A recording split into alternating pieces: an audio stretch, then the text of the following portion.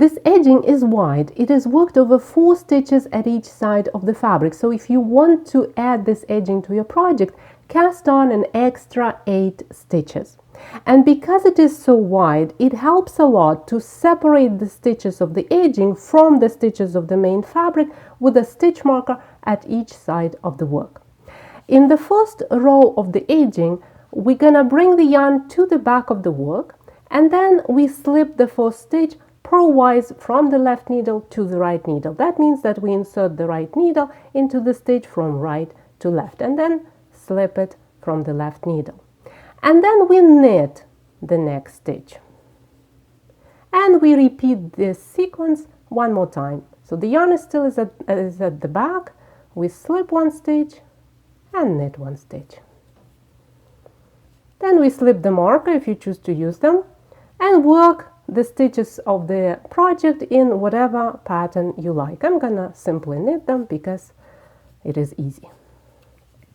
When you get to the last 4 stitches of the row, or when you get to the stitch marker, then we do the same thing. We keep the yarn at the back of the work, then slip the first stitch purlwise, knit 1 stitch, slip and knit. That's it. That's how easy it is.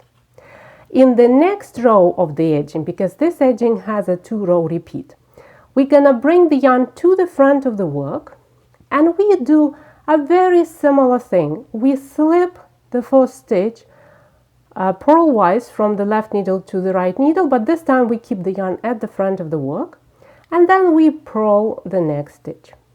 And we do it again. Slip 1 with the yarn at the front and purl the next stitch. And that's our edging. So I've got to the stitch marker, I slip it, and then work in whatever pattern you like to make the main part of your project.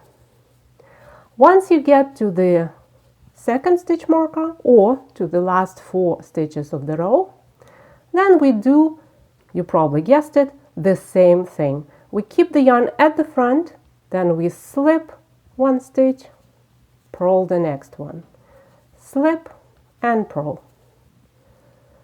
And as you repeat these 2 rows, you will form a beautiful edging that looks like 2 kind of tubes. It's like an I-cord, but attached to the fabric only on one side. So it's like an open I-cord pretty much. That looks amazing with all stitch patterns. See, it looks great with the seed stitch, that is also known as moss stitch. It looks great with garter stitch, and it even looks great with stockinette stitch because it kind of highlights the simple but elegant texture of stockinette. It curls to the wrong side of the work, but if you want it to curl to the right side, then work the first row in the wrong side row instead of the right side row. If you like to keep the side edgings of your projects neat and tidy, get a copy of the Neat Side Edges book at tenroseday.com/books or any major book retailer. Happy knitting, my friend. I'll talk to you in the next tutorial.